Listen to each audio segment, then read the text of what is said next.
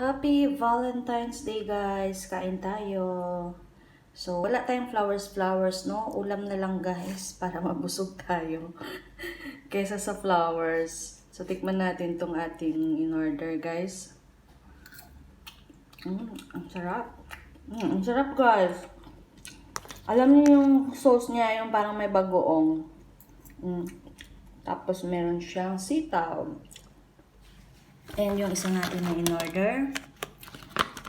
Itong ating beef. Beef recipe na may nagpapasarap na ginger guys. Ayun o, nasa ilalim. Nasa ilalim yung ginger. Tapos may carrots. Recipe nila dito to. Hindi ko recipe to guys. So tayo po ay bumibili lang, no? Pag Chinese yung nakasulat, turo lang tayo ng turo. Yum beef.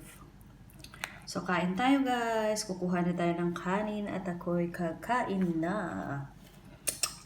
Happy Valentine's Day sa lahat po ng may mga jowa. Sa walang jowa, magjowa na kayo guys para umiyak na din kayo. Charot. Bye bye. God bless.